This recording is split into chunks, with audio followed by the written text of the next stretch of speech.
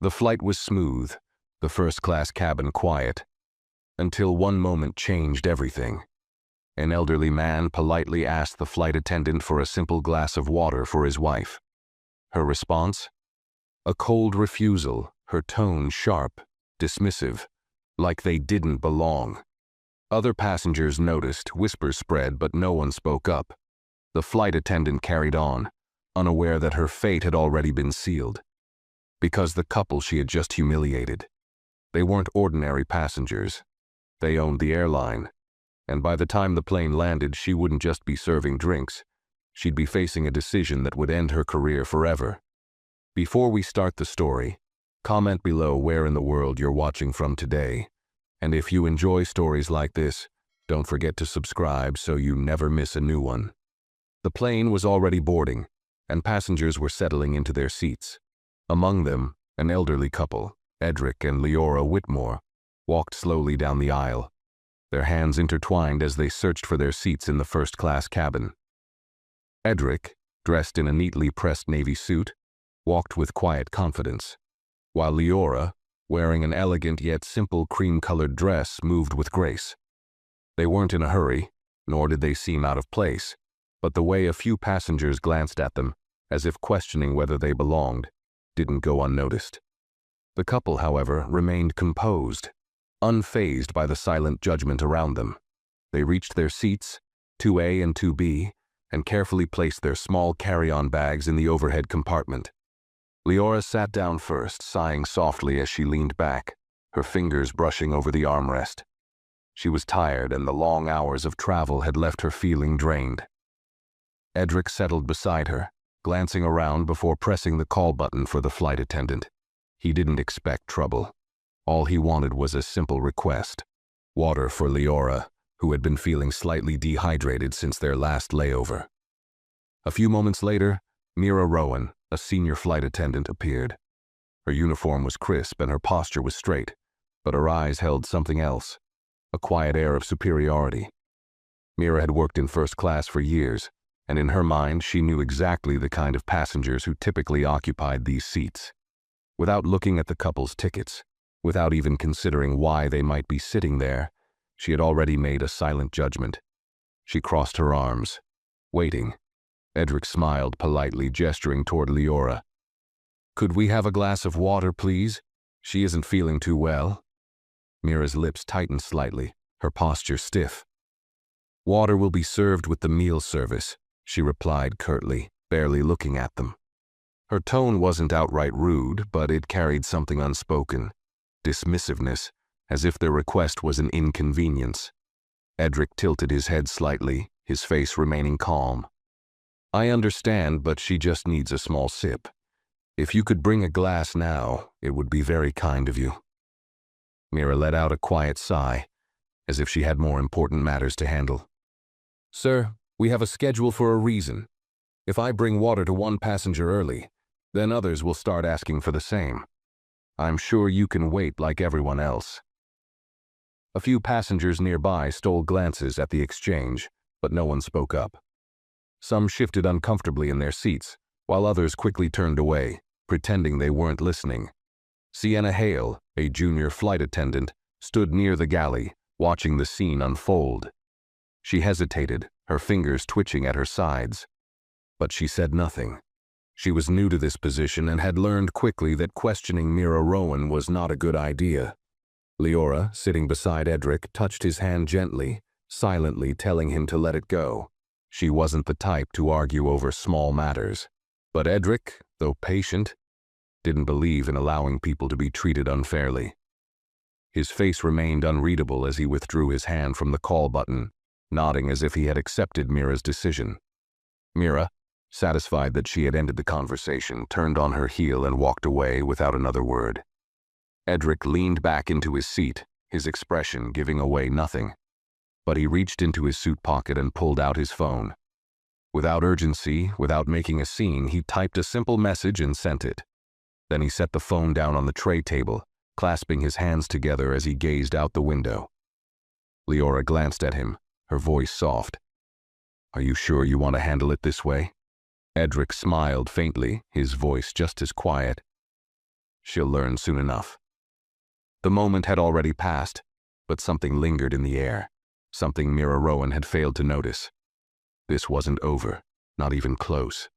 Mira Rowan moved briskly through the first-class cabin, straightening trays and offering drinks to the other passengers, her earlier exchange with the elderly couple already fading from her mind.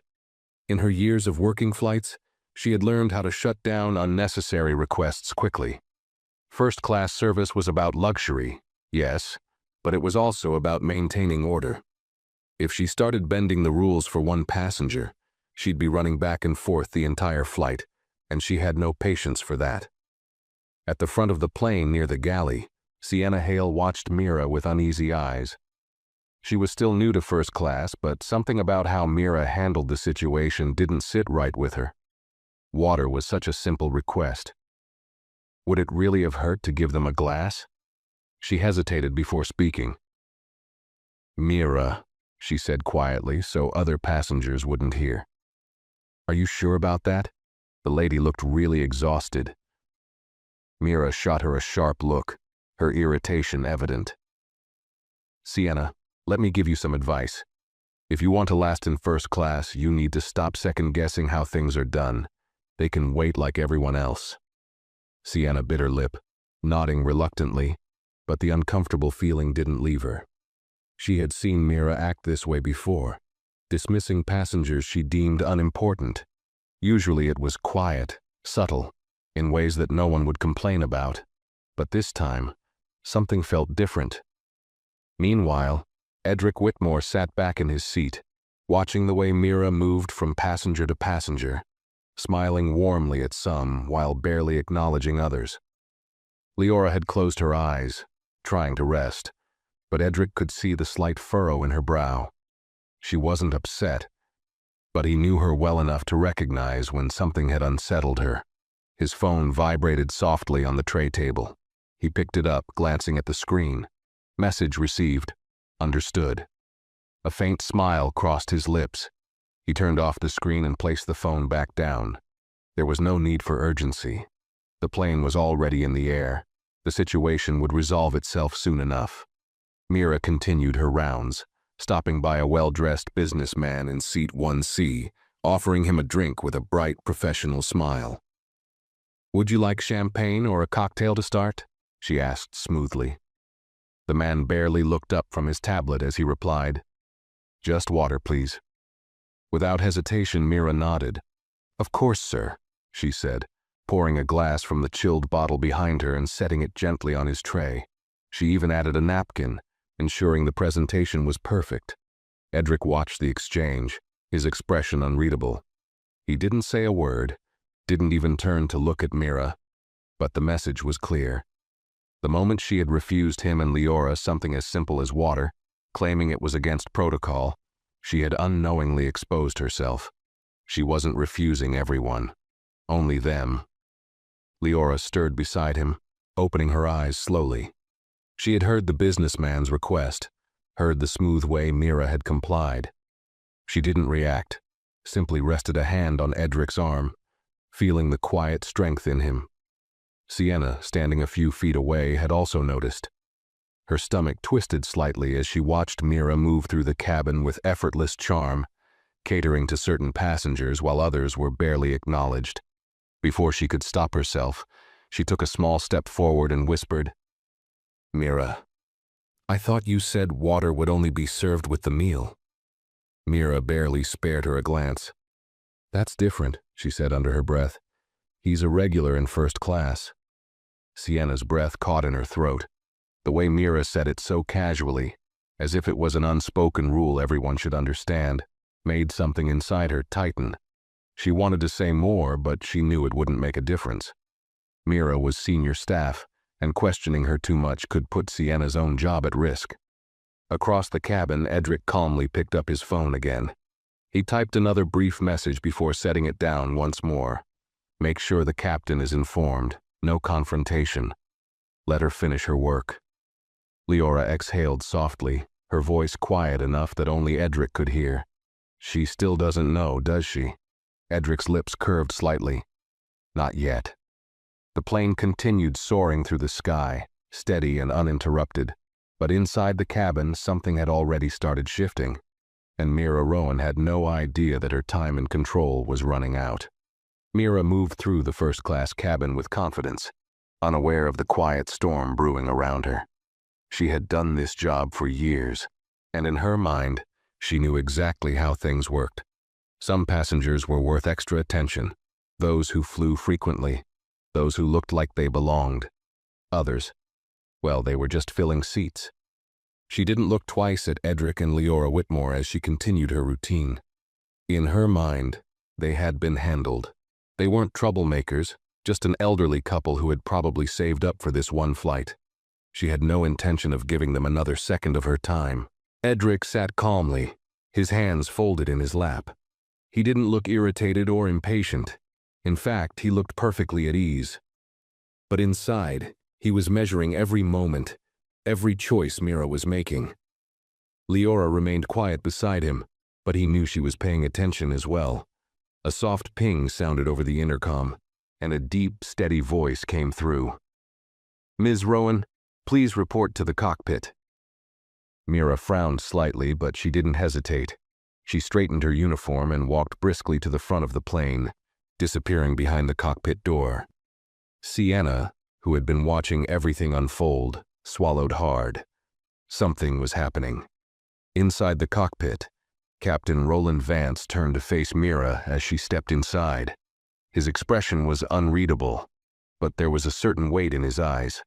On the screen in front of him, the in-flight phone was connected to an executive call. Mira's stomach twisted slightly. She had never been called in here mid-flight before. The voice on the other end of the line was calm but firm.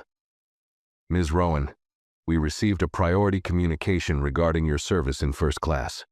We need you to clarify a situation." Mira stiffened. "Of course, sir. What's the issue?" There was a pause. Then the voice continued. "An elderly couple in seats 2A and 2B requested water before the meal service. You denied them." Mira's heartbeat quickened. "Yes, but you later served water to another passenger without issue." The cockpit felt smaller now, the air heavier. Mira straightened, trying to keep her voice composed. "Well, he's a frequent first-class flyer. I was following standard service practices." Captain Vance gave her a long, unreadable look before pressing a button to unmute the call. "Ms. Rowan, do you know who the couple in 2A and 2B are?" Mira blinked, confused by the question. "No, I don't," the voice on the other end of the call answered before she could finish. "Edric and Leora Whitmore. They own the airline." Mira felt the floor drop from beneath her.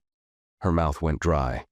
Her mind raced back to the way she had spoken to them, the way she had dismissed them without a second thought. She had refused service to the very people who had built the airline she worked for. The voice on the call continued, no longer neutral, but ice cold. "You will return to them immediately. You will correct your mistake, and when we land, you will be required to explain your actions to the executive board. Do you understand?" Mira swallowed, her throat dry. "Yes, sir." Captain Vance exhaled sharply and turned back to his controls. "Then you'd better get back to work." Mira turned and walked out of the cockpit, her legs suddenly feeling much heavier. The weight of what she had done was finally sinking in, and she had no idea how much worse it was about to get. Mira stepped out of the cockpit, her breath coming faster than usual. The steady hum of the plane's engines filled the cabin, but for the first time she barely heard it. Her mind raced, replaying every word from the executive call. She had humiliated the owners of the airline. Her stomach twisted, but she forced herself to keep her expression neutral. She couldn't let the passengers see that something was wrong. Her hands trembled slightly as she smoothed her uniform, regaining her composure. Sienna stood near the galley, watching as Mira walked past her. She caught the brief flicker of unease in Mira's face, something she had never seen before. Mira Rowan was always in control, always confident. But now she looked like she had just seen a ghost. Mira stopped a few steps away from Edric and Leora's seats. For the first time, she truly looked at them. Edric sat comfortably, his posture relaxed. yet his presence commanded attention. Leora remained poised, her fingers lightly resting on her lap. They weren't angry. They weren't demanding anything. They were just waiting. Mira cleared her throat and crouched slightly so she was at their eye level. Her voice was softer now, but it still carried that forced professionalism. "Mr. and Mrs. Whitmore," she said, her words measured. "There was a misunderstanding earlier. I'd like to offer you some refreshments." Edric turned his head slowly, meeting her gaze. "A misunderstanding," he repeated. His voice was quiet, steady, but there was something in it that made Mira's skin prickle. She nodded quickly, forcing a tight smile. "Yes, She hesitated, choosing her words carefully. "I didn't realize—" "You didn't realize we were important?"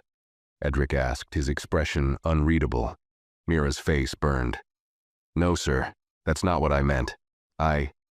You didn't ask anyone else for their ticket." Leora spoke for the first time, her voice calm, almost gentle. "You didn't hesitate to serve other passengers, just us." Mira felt the weight of their words settle in her chest. A few passengers nearby had turned their heads slightly, pretending not to listen but very clearly paying attention. Edric leaned forward just a bit. "Tell me, Ms. Rowan, why did you assume we didn't belong here?" Mira opened her mouth, but no words came out. There was no way to spin it. No excuse that wouldn't sound hollow. She had made a mistake, a terrible one. She swallowed hard. I misjudged the situation," she said finally. Edric studied her for a long moment. Then, he leaned back in his seat. "If you're going to apologize, Ms. Rowan, I suggest you do it properly." Mira's breath caught in her throat. She had spent years controlling situations like this, making the rules, keeping things in order. But now she wasn't in control at all. She took a shaky breath. "I sincerely apologize," she said quietly. "I was wrong." Leora gave a small nod but said nothing. Edric didn't thank her. He didn't need to. Mira stood there for a moment longer. Then, feeling exposed under the weight of their silence, she quickly turned and walked back toward the galley. Her uniform suddenly felt too tight. Her authority gone. She had never felt this small before. And for the first time she realized this was only the beginning. Mira moved quickly toward the galley, her heart pounding in a way it never had before. The weight of Edric's stare, the quiet authority in Leora's voice. It was unlike anything she had ever encountered.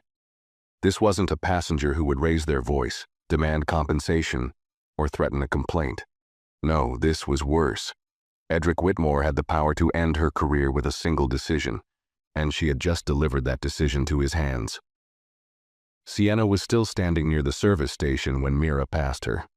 "Are you okay?" she asked cautiously, noting the color draining from Mira's face. Mira ignored her, reaching for a tray, hands unsteady as she arranged glasses, pretending to focus. But Sienna wasn't convinced. "You look like you've seen a ghost," she added quietly.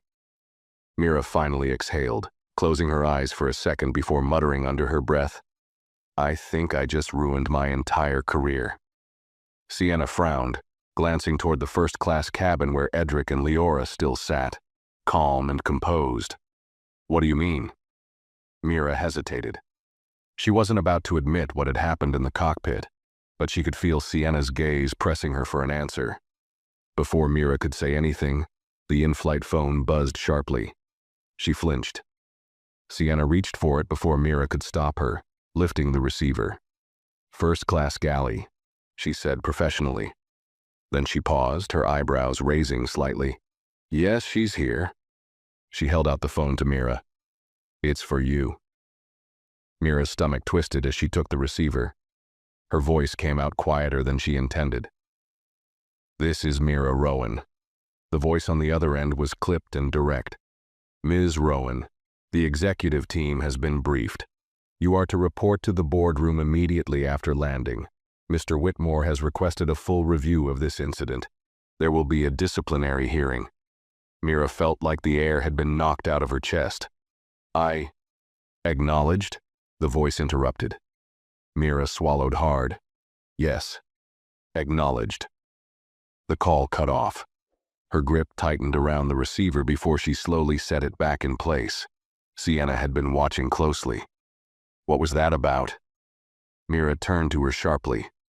Nothing, just focus on the service. But she knew. She had spent years climbing her way up in this airline. Years enforcing rules, taking charge, believing she was untouchable. And now, in a matter of hours, it was all slipping through her fingers. She inhaled deeply, forcing herself to stand straighter, to keep moving, to pretend like she still had control. But deep down, she knew the truth. She had lost control the moment she chose the wrong passengers to dismiss. And there was no undoing it now. Mira's hands trembled slightly as she picked up a tray of drinks, forcing herself to keep moving. She needed to appear normal, to act as though nothing was wrong, but the weight in her chest was growing heavier with each passing second. She had handled difficult passengers before, had diffused tense situations, had even received complaints in the past. But this was different. This wasn't just about a mistake. This was about who she had chosen to dismiss. She walked back into the first-class cabin, careful to keep her expression neutral. Edric Whitmore was still seated comfortably, his fingers lightly tapping against the armrest. He looked entirely at ease, as though he had already forgotten the earlier exchange. But Mira knew better. Leora sat beside him, flipping through the in-flight magazine, the picture of quiet elegance. Mira avoided making eye contact with them as she moved past, stopping at row 3 where another passenger had signaled for a drink. She smiled politely, forcing her voice into its usual pleasant tone. "Can I get you anything?" The man requested a coffee, and she nodded quickly, relieved to have something to do.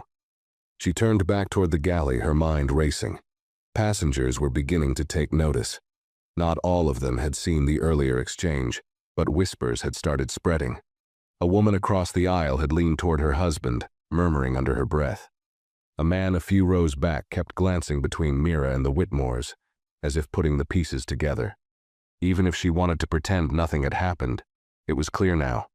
The entire first-class cabin knew something was off. Sienna stood near the galley entrance, watching as Mira returned to prepare the coffee. She hesitated before speaking, keeping her voice low. "I know you don't want to talk, but I think you should be prepared." Mira stiffened. "For what?" Sienna bit her lip, choosing her words carefully. "You embarrassed them, and now people are realizing it. They're whispering, watching. You might think this is just between you and them, but passengers are paying attention." Mira's chest tightened. She wanted to snap at Sienna, to tell her to mind her own business, but deep down she knew the younger flight attendant was right. She had controlled the situation earlier, or at least she thought she had. Now she had no control over what people were thinking, over what they were telling themselves, over the way they were beginning to look at her differently. She grabbed the coffee pot, swallowing down the growing anxiety in her throat. She still had a few hours left on this flight, and somehow she had to survive them. Mira carried the coffee pot back to row 3, pouring the drink carefully, keeping her movements steady. She forced a small, polite smile as she placed the cup down, pretending like everything was normal. But nothing felt normal anymore. As she turned to walk back toward the galley, she felt the weight of several eyes following her. She had spent years working in first class, always carrying herself with confidence, always believing she had authority. Now, that authority felt like it was slipping away with every step she took. She glanced toward Edric and Leora again. They weren't looking at her. Edric was scrolling through his phone, occasionally tapping out a message. Leora, calm as ever, was sipping from a glass of sparkling water, one she had received from another flight attendant after Mira's earlier refusal. The realization stung. Someone else had served them. Someone else had done the job she should have done. Mira took a deep breath, steeling herself before returning to the galley. But just as she passed row 1, a passenger, a middle-aged woman in a tailored blazer, spoke up. "Excuse me." Mira turned, her practiced smile returning. "Yes, ma'am? How can I assist you?" The woman's expression was polite, but her tone held something else, something knowing. "I was just wondering, When exactly did the rules change about when water can be served? Mira's stomach flipped. She kept her smile in place. I'm sorry. The woman gestured subtly toward Edric and Leora. Because I heard what you told them earlier, and then I saw you serve water to another passenger 5 minutes later. She tilted her head slightly. Just curious what the policy is, since it seems to change depending on who's asking. Mira's grip on her tray tightened. Her throat felt dry. She wasn't just being questioned. She was being called out. Other passengers had turned their heads now, subtly but deliberately, pretending to adjust their seats or look at their watches while listening intently. Mira's heart pounded. She had two choices. She could try to defend herself, to spin some kind of excuse, or she could keep her response short and neutral, hoping the woman would drop it. She forced another smile. I apologize if there was any confusion, ma'am. That wasn't my intention. The woman raised an eyebrow, unconvinced. Mira felt the tension pressing down on her. Every second felt heavier, the stares sharper. She needed to get out of this moment before it spiraled further. Would you like anything to drink? She asked quickly, hoping to shift the conversation. The woman let the silence stretch just a little too long before finally giving a slow nod. Just water. Mira clenched her jaw but nodded. Of course. She hurried back toward the galley, her pulse hammering in her ears. Sienna was already there, watching everything unfold. So, she said carefully, keeping her voice low. That went well. Mira shot her a sharp look. Drop it. Sienna raised her hands in surrender, but there was something in her eyes. A look that said she knew exactly what was happening, and she wasn't the only one. Mira grabbed a bottle of water and a glass, preparing the drink. But her hands weren't as steady as before. The weight of her mistake was growing heavier by the minute, and no matter how much she wanted to act like she was still in control, the reality was becoming clearer. She wasn't just losing the respect of the Whitmores. She was losing control of the entire cabin. And once that happened, there would be no getting it back. Mira's hands trembled slightly as she set the water glass on the tray, taking a deep breath before stepping back into the cabin. She knew she needed to compose herself, but the air in first class felt different now, charged, like an unspoken tension had settled between the rows. She carried the tray carefully to row 1, placing the glass of water in front of the woman who had questioned her. She expected the woman to say something, maybe push the issue further, but instead she simply took the glass, gave Mira a knowing look, and returned to reading her book. Mira turned quickly, eager to get away, but as she passed Edric and Leora's seats, she heard a soft voice. Ms. Rowan. She froze. Leora had spoken, her voice gentle yet firm. Mira turned slowly, her stomach twisting. She didn't want to meet the woman's eyes, but she had no choice. Leora set her magazine aside, looking up at her with the same quiet grace she had maintained throughout the entire flight. How much longer until we land? Mira hesitated, caught off guard by the question. A little under 2 hours, ma'am. Leora nodded, as if considering something. Then she smiled, polite, soft, but unmistakably deliberate. That's plenty of time.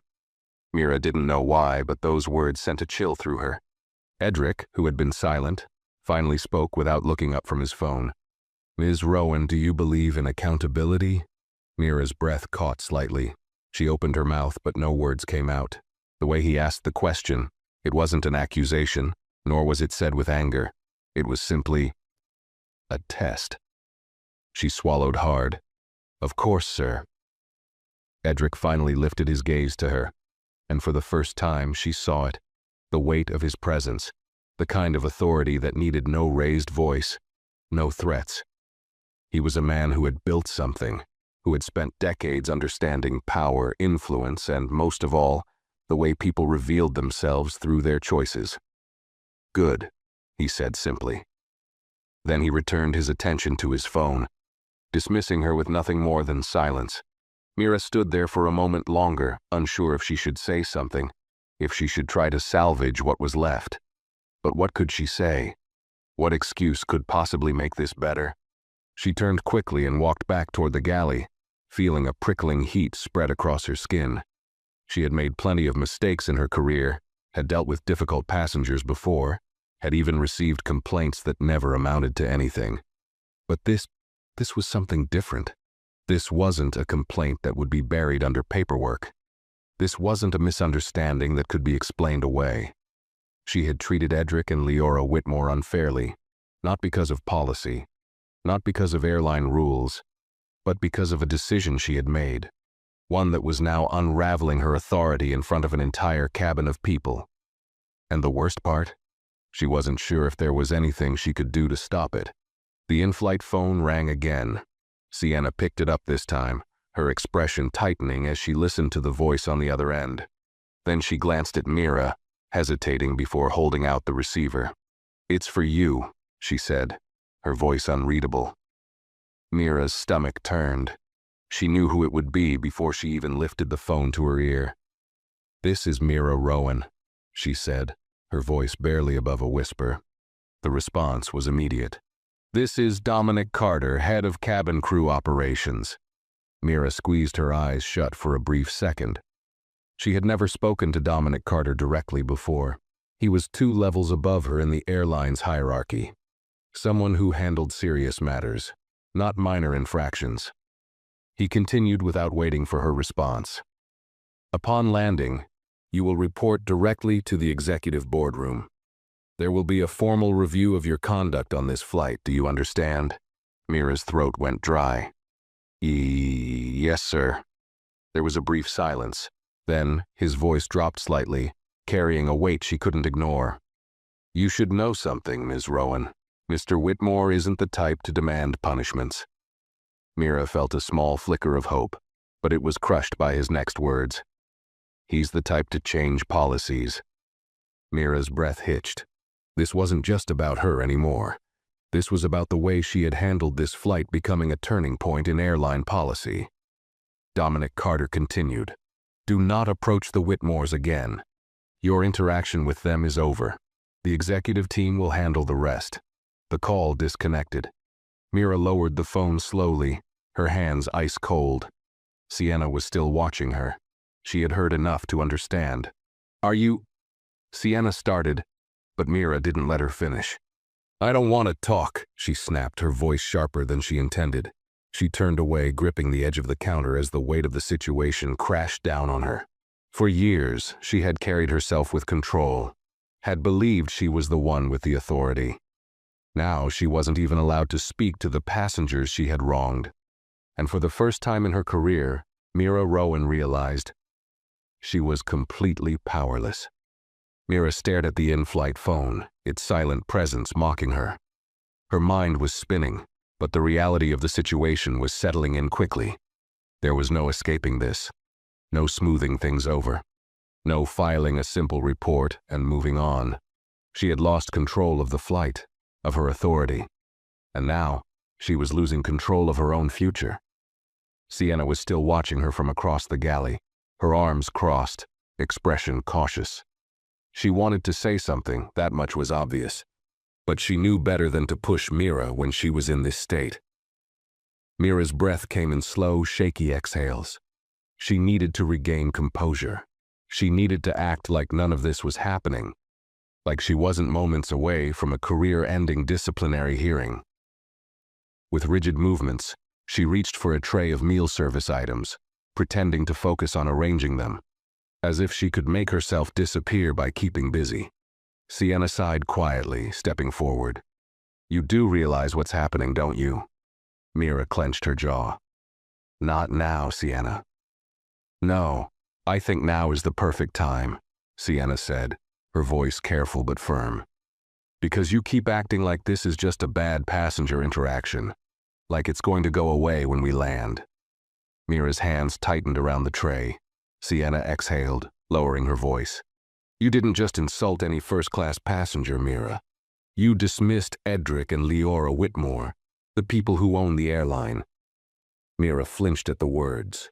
She knew them already, but hearing them said out loud made the weight even heavier. Sienna shook her head. "Do you know what that means?" she pressed. "It means that whatever happens when we land isn't just about you. It's about what changes because of you."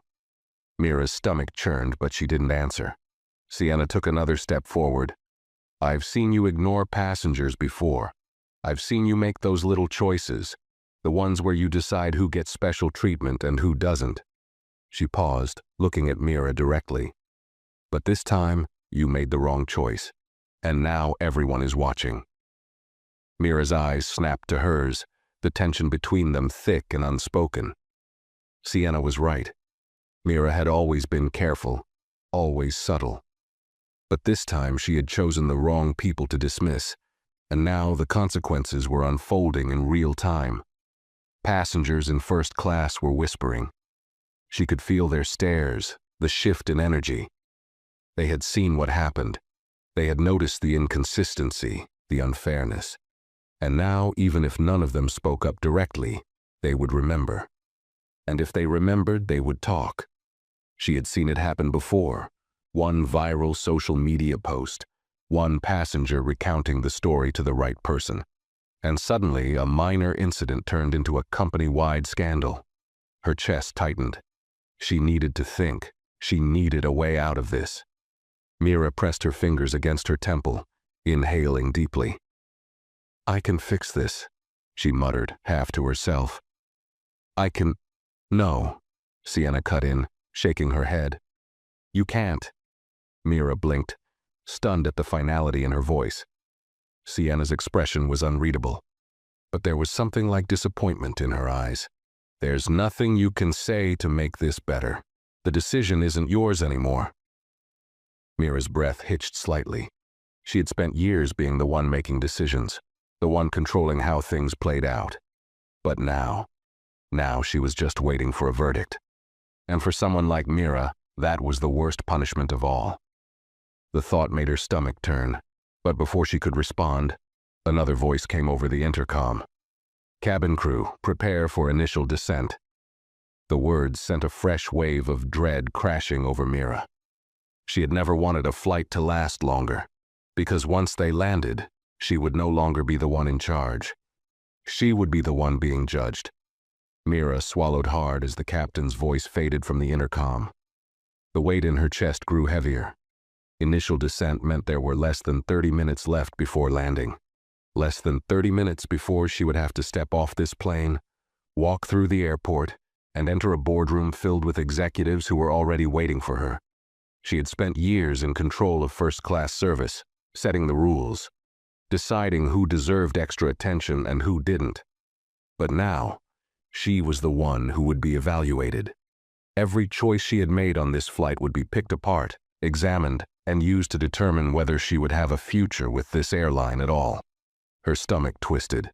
Sienna was still standing in the galley, watching her, but this time, she didn't say anything. There was nothing left to say. Mira exhaled sharply, forcing herself to straighten up. She had two choices. Either she could let this break her, or she could act like she was still in control. She turned to the meal service trays, adjusting them, pretending to be busy. If she focused on the small tasks, maybe she could quiet the storm raging inside her. But as she stepped out into the first-class cabin, she realized something. Passengers weren't just glancing at her anymore. They were watching her. The shift was subtle, but unmistakable. The businessman in row 1 barely looked up from his tablet, but she caught the way his fingers hesitated before tapping the screen. The woman who had questioned her earlier in the flight now had her arms crossed, her eyes flicking toward Edric and Leora every so often, as if waiting for something. Even the flight attendants moving through the aisle seemed to be stepping around her more cautiously, as if distancing themselves from whatever consequences were coming. Mira's pulse quickened. She wasn't invisible anymore. For years, she had been able to move through flights with authority, making quiet decisions, choosing which passengers mattered and which ones didn't. Now she was the subject of quiet judgment. It was an unfamiliar feeling, uncomfortable, exposing. She reached the front of the cabin, where Leora sat with her hands gently folded in her lap, still the perfect picture of calm. Edric was typing something on his phone, his expression unreadable. Mira's mouth went dry. The Whitmores had barely acknowledged her since her forced apology, and somehow that was worse than if they had been openly furious. She considered saying something, anything, but she knew better. The moment had passed. Her fate was no longer in her hands. Instead, she turned stiffly, preparing to walk back to the galley. Then, the in-flight phone buzzed again. The sound made her flinch. For the first time, she hesitated before answering. She didn't want to hear what was coming next, but ignoring it wasn't an option. With forced composure, she picked up the receiver, pressing it to her ear. "This is Mira Rowan." A deep, calm voice spoke on the other end. "Ms. Rowan, this is James Caldwell, Vice President of Operations." Mira's breath hitched. James Caldwell. She had never spoken to him directly, only seen his name in corporate emails and announcements. If he was involved, then this wasn't just an internal review. This was an executive-level disciplinary matter. Her fingers gripped the receiver tighter. "Yes, sir," she said quickly. There was a pause. Then his voice came through, even and steady. "Upon landing, you are to remain on board until you are escorted by security to the executive office. You will not be dismissed with the rest of the cabin crew." Mira's stomach dropped. "Security?" she repeated weakly. "Yes, you are being placed on immediate suspension pending further investigation." The words struck her like a punch to the gut. She had expected a formal hearing, maybe a written reprimand, but suspension. Her mouth opened, but nothing came out. James Caldwell continued, his voice holding no room for argument. "A statement has already been filed. Mr. Whitmore has personally requested that this matter be reviewed at the highest level." Mira's heart pounded. This was worse than she thought. Edric Whitmore wasn't demanding her termination. He wasn't making a scene. He was doing something far more powerful.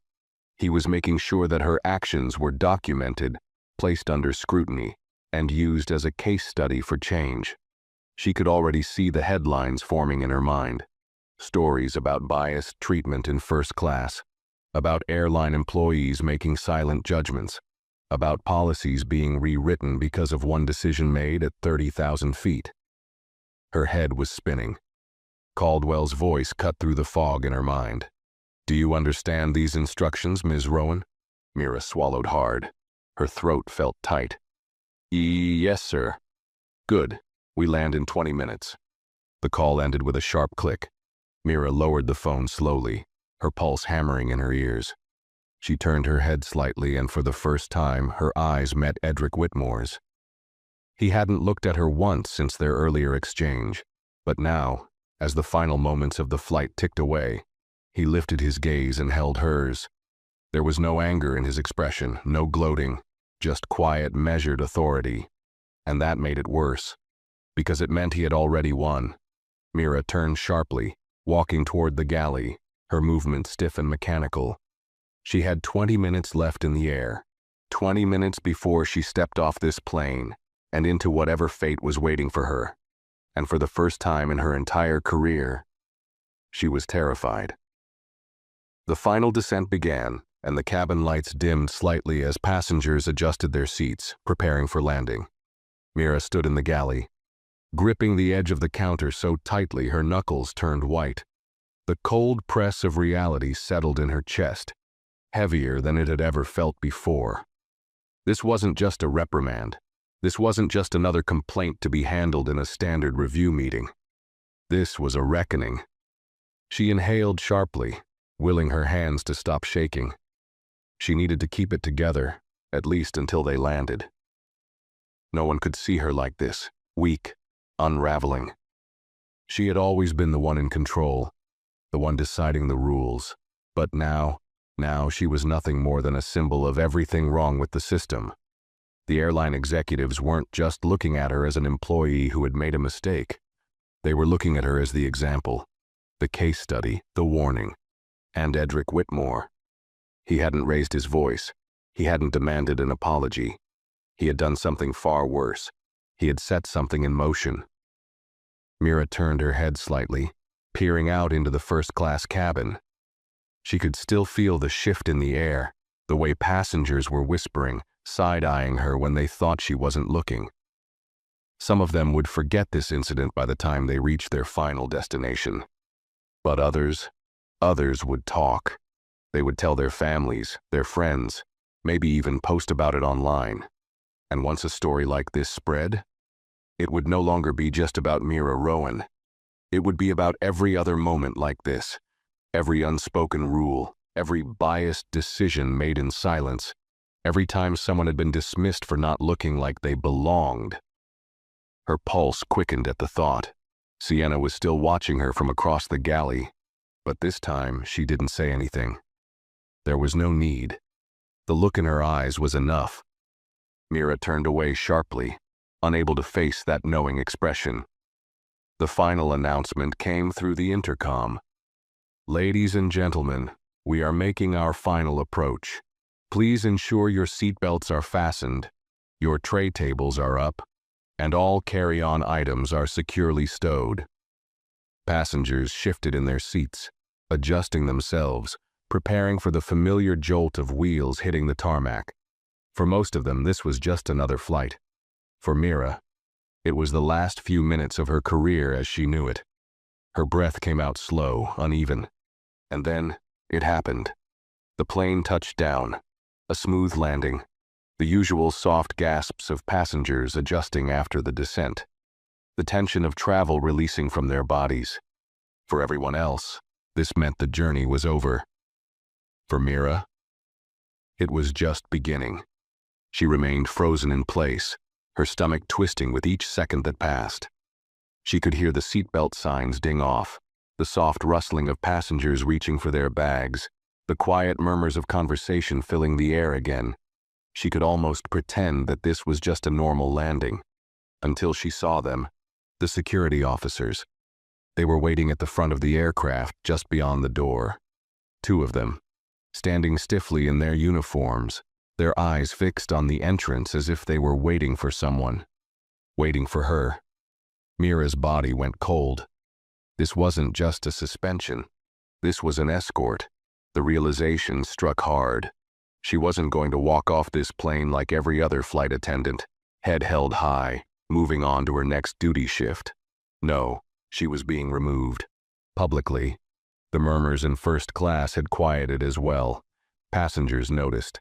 Some of them already understood what was happening, and the few who didn't would figure it out soon enough.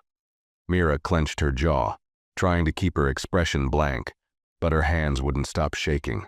She wasn't used to this. She was used to being the one in control. But now, she was the one being watched. She turned her head slightly, her gaze landing on Edric and Leora Whitmore.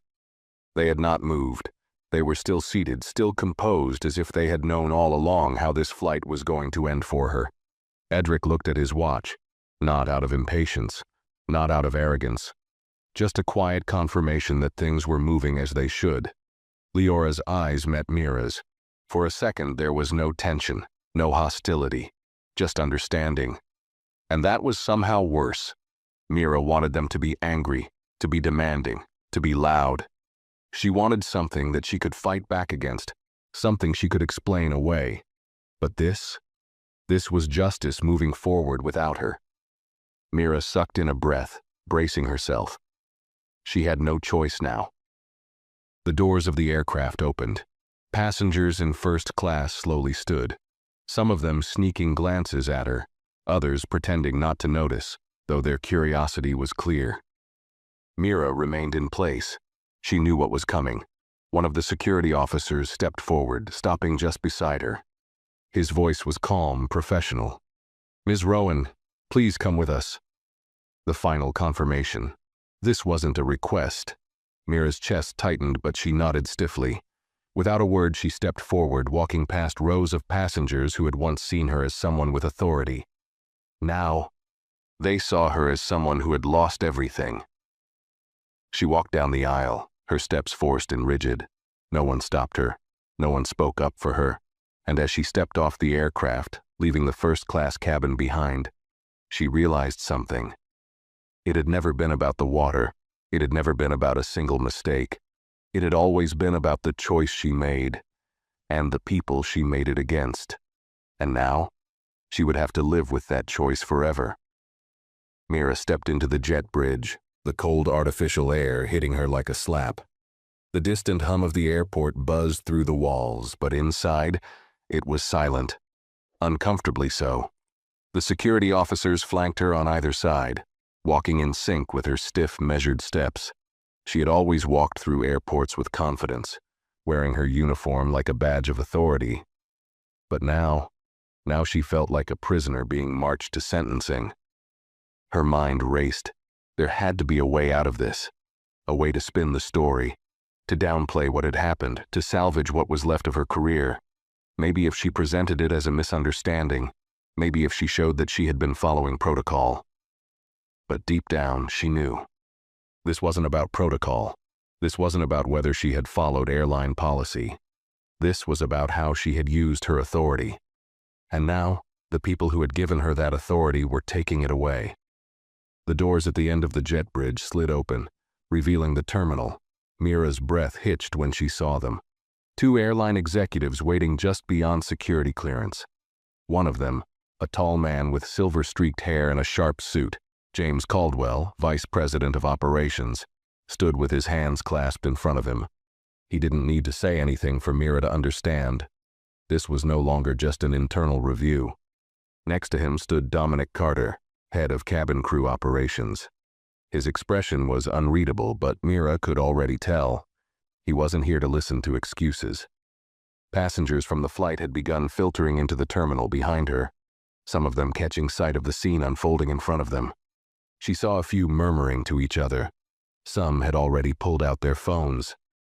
Mira felt a prickle of panic. Were they recording? She could already see the headlines, the social media posts, the speculation. First-class flight attendant escorted off plane by security after dispute with airline owners. The thought made her feel sick. James Caldwell turned, his gaze landing on Mira, cool and assessing. "Ms. Rowan," he said, his tone calm but firm. "Follow us." The security officer stepped aside, and Mira hesitated for just a second before forcing her legs to move. She kept her shoulders straight, her face neutral. But inside, her mind was spiraling. She followed Caldwell and Carter through a set of private airport corridors, away from the public eye. The walls were stark white, the overhead lights too bright. Each step echoed, a steady drumbeat counting down to whatever fate was waiting for her at the end of this hallway. After a few minutes, they stopped in front of a frosted glass door with a metal plaque, Executive Review Room. Caldwell swiped his badge and pushed the door open. Inside, a long, sleek conference table stretched across the room. 3 other executives were already seated, their faces unreadable. And at the head of the table sat Edric Whitmore. Mira's breath caught in her throat. This was worse than she imagined. This wasn't just a disciplinary review. This was personal. The weight of what she had done settled fully onto her shoulders. She had assumed Edric Whitmore and his wife didn't belong. And now? She was standing in his space, on his terms. Caldwell gestured to a seat across from Edric. "Sit." Mira hesitated. Every instinct told her to run, to escape the crushing weight of judgment pressing down on her. But there was nowhere left to run. She pulled out the chair and sat. Edric Whitmore sat back in his chair, calm, composed, unreadable. He studied her for a long moment, his fingers steepled together. Then finally, he spoke. "Ms. Rowan," he said, his voice even. "Do you know why you're here?" Mira's throat tightened. "Yes, sir." He nodded slowly. "Good." Another pause. Then Edric leaned forward slightly. "Now tell me," he said, his voice steady, carrying the full weight of who he was. "Why did you think we didn't belong?" Mira's heart pounded so loudly, she thought it might shake the walls. Because there was no right answer to that question. And there never had been. Mira's throat felt dry, her palms clammy against the smooth surface of the conference table. The air in the room felt heavier than it should have, the silence stretching between her and Edric Whitmore like an unbearable weight pressing down on her chest. She had faced difficult conversations before, angry passengers, impatient executives, tense discussions with crew members.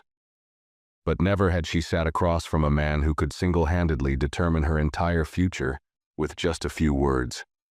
Edric's gaze was unwavering, patient, yet unrelenting. Why did you think we didn't belong? The question echoed in her head, bouncing off every excuse, every justification she had rehearsed before stepping into this room.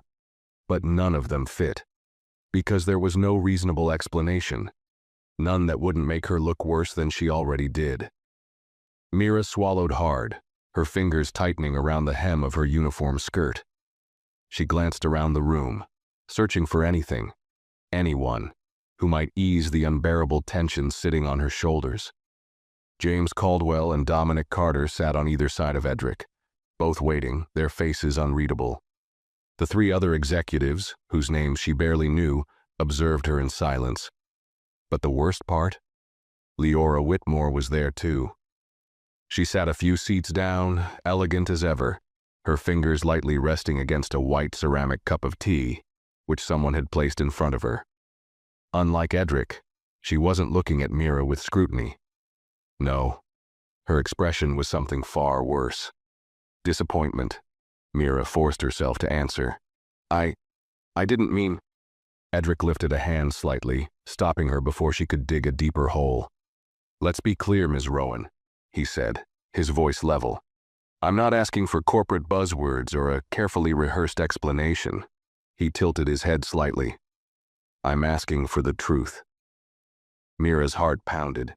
She had been trained to navigate difficult conversations, to de-escalate situations, to redirect blame without making it obvious. But none of those tactics would work here, not when she was already exposed. Her mouth opened, then closed. She didn't have an answer, or rather, she didn't have one that wouldn't make her look like the exact type of person the airline would want to remove. Edric leaned back slightly, observing her hesitation. You were comfortable denying us service, Ms. Rowan. You were confident when you made that choice. Where's that confidence now? Mira's stomach churned. She glanced at James Caldwell, hoping he might intervene, but he only adjusted his watch, making it clear this wasn't his fight to step into. She was on her own. She inhaled shakily. I didn't intentionally try to treat you unfairly, she finally said, choosing her words with care. I made a misjudgment. Leora stirred her tea slowly with a small spoon, her gaze finally lifting to meet Mira's. A misjudgment, she repeated, voice smooth as silk. Interesting. The way she said it sent a chill down Mira's spine. Edric folded his hands together on the table. Let's test that theory, he said. Let's say that was truly just a misjudgment. He gave a small nod. Then tell me, Ms. Rowan, how often do you misjudge first-class passengers? How often do you refuse simple requests from those who don't look the part? Mira froze. That was it. That was the trap. If she denied it, she would sound defensive, like she was trying to erase her past behavior. If she admitted it, she would be confirming exactly what Edric already knew. Either way, she had already lost. She gripped the edge of her seat, her breathing uneven. Leora set her teaspoon down with a quiet clink against the saucer. I think we both know the answer, she said softly. Mira's chest tightened. She had spent years moving through first class, deciding who got the extra care, who got the effortless smiles, who got priority service without question, and who didn't. She had done it so often, so seamlessly, that she had never once stopped to think about what it meant. Not until now. Edric exhaled, but it wasn't a sigh of exhaustion or irritation. It was a calculated pause, one that let the silence press in around her. Then, he looked at James Caldwell. Is this the kind of leadership you want running first class? Mira's stomach dropped. James, who had been silent until now, adjusted the cuffs of his suit jacket. He didn't look at her when he answered. No, sir. The finality in those two words sent a bolt of panic through her chest. She was losing this. She was losing everything.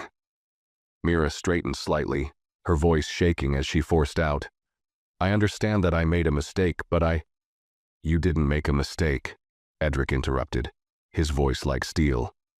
A mistake is forgetting to bring someone their coffee or mixing up meal orders.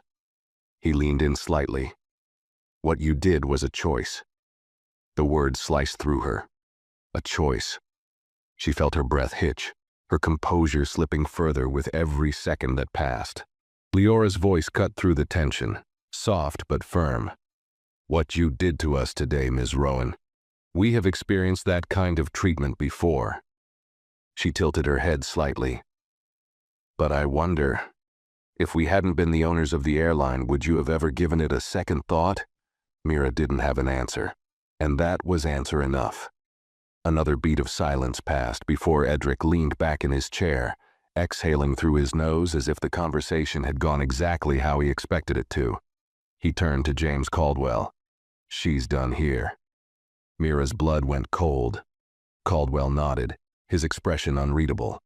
"Effective immediately, Mira Rowan's employment with the airline is terminated." Mira's hands shook violently under the table. "Please," she said, her voice barely above a whisper.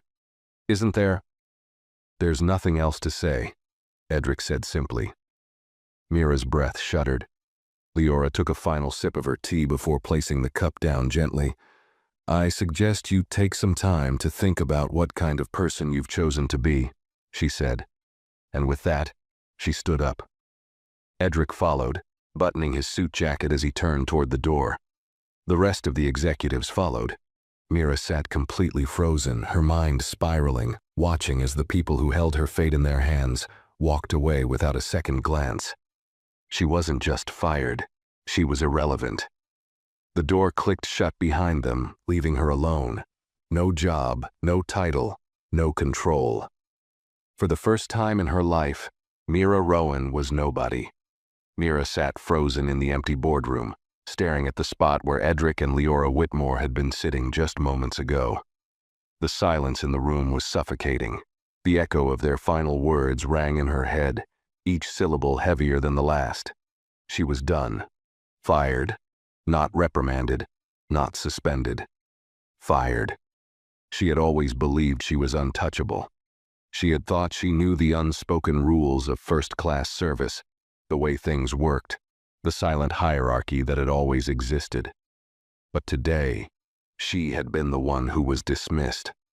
The weight of the moment pressed down on her, making it hard to breathe. Her fingers curled into fists, nails digging into her palms. This wasn't supposed to happen. All she had done was follow the same patterns, the same quiet choices she had made for years. She hadn't thought twice when she refused Edric and Leora water. She hadn't felt like she was doing anything wrong. But now she could see it. Now she could hear the deafening silence that had followed her decision. She had ignored the way passengers had started watching her differently. She had brushed off Sienna's hesitation, the way her colleague had tried to warn her. She had refused to acknowledge what was right in front of her, and now she was paying the price. Her heart pounded as the full magnitude of what had just happened hit her. It wasn't just that she had lost her job. It was that her name, her face, would now be tied to something much bigger than her. She could already imagine it. Passengers would talk. Word would spread. A first-class flight attendant, fired after mistreating the airline's owners. But that wouldn't be the real story. The real story would be about how she got there. How many people had she treated differently over the years? How many passengers had sat in those seats, felt the weight of her silent judgment, and said nothing? How many times had she dismissed someone convinced they weren't important enough to matter? Her stomach twisted, because for the first time she realized this had never been about Edric and Leora Whitmore. This was about everyone else. All the passengers before them. All the quiet injustices. All the choices she had made without a second thought. And now she was nothing more than a reminder. A name attached to a case that would be used in training programs, in corporate meetings, in discussions about bias in the airline industry. She was no longer Mira Rowan, senior flight attendant. She was Mira Rowan, the lesson. A sharp knock at the door made her flinch. The door swung open, and one of the security officers stepped in. His face was unreadable, professional. "Ms. Rowan," he said, "we need to escort you out now." Her mouth felt dry. She nodded slowly, forcing herself to stand. Her legs felt unsteady as she stepped forward, her uniform suddenly feeling too tight, too heavy. The walk through the private corridors of the airport was agonizingly long. The security officer didn't speak, neither did she. When they reached the crew exit, Mira hesitated for half a second before stepping outside. The bright airport lights felt harsh against her skin. The airport staff walking by didn't even glance in her direction.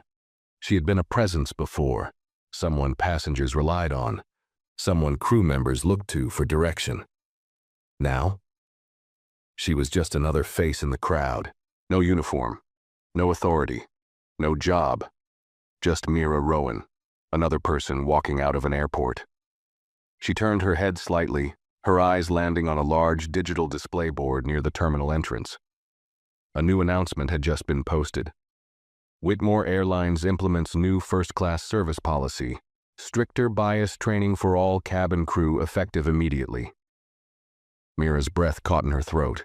Her hands trembled as she stared at the words, the reality of them sinking in. It was done. Her actions weren't just noticed. They had changed the airline. A policy rewrite, a shift in how things would be handled from now on. And her name would never be forgotten. She took a slow, shaky step forward. But there was no destination for her now. No uniform to return to. No flight schedule. No next assignment. She had spent her entire career believing she was the one with control. Now, she was just another person watching the world move on without her. And there was nothing she could do to stop it. Not anymore. If you enjoyed this story, make sure to like this video and share your thoughts in the comments below. And don't forget to subscribe to the channel for more stories like this. Your support means a lot.